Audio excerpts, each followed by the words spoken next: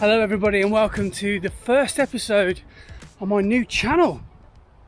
I'm wearing my technical tee from the Coventry half marathon, which took place on Halloween on Sunday, so 4 days ago now, and I'm just on my first run since. And what I wanted to talk about today was just a few things that I learned from the race that I'm going to take from it and use towards the next one.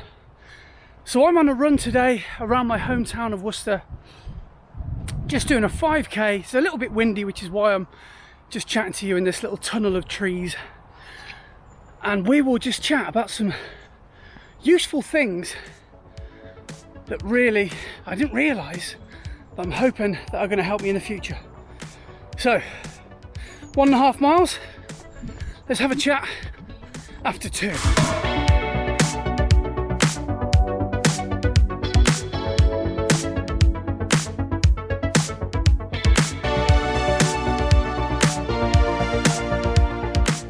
So there we are, 2 miles, and that brings me to the first thing that I learned from this weekend's marathon, which is pacing. Now, for any of you that have seen any of my runs before, for any of you that haven't, here is the link to the Coventry half marathon, in the description, that is. I really want to do a half marathon in under 2 hours, which I've never been able to do before, and I didn't realise that the way to do that is to pace your miles, your splits, if you can, at 9:09. Now, I don't talk kilometres, so I don't know what that is, but in order to do a sub 2 hour half marathon, you need to do 9:09 splits, and I did not know that until I started running with Stevie and Emma, who actually I met halfway on the run, and they were talking about, if you want to get that 2 hour time, that's the way to do it. So that's one thing I need to work on, is my pacing. So let's carry on, and then we'll get to point number 2.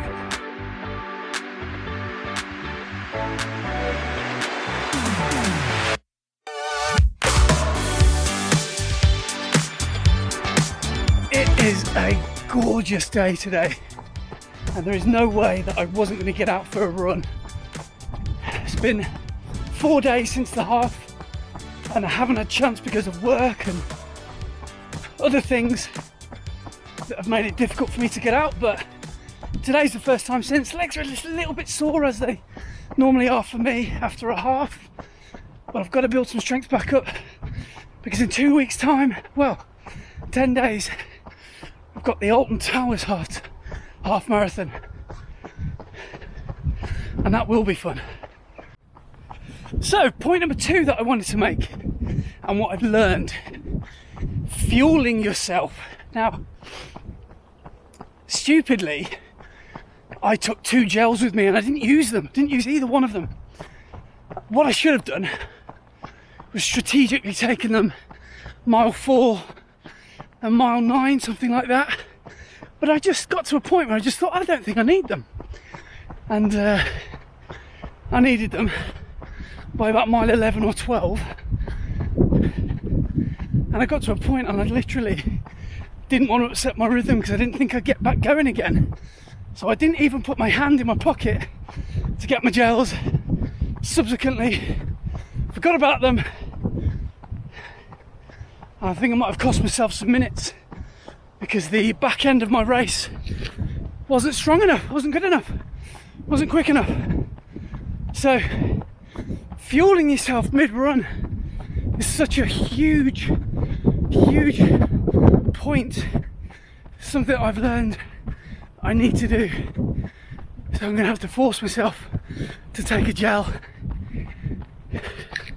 at least once during the Alton Towers half marathon.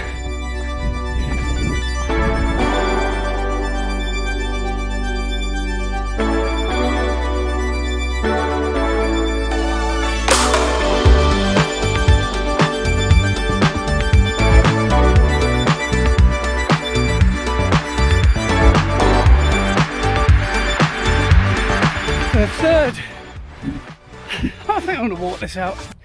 We're nearly at 5k. Let's just pinch the watch here. So the final thing, the third thing, major thing that I learned from the Cov half marathon is that the show must go on. Now, if you saw my vlog, or if you ran the race, the weather on Sunday was nothing short of biblical. It was horrific.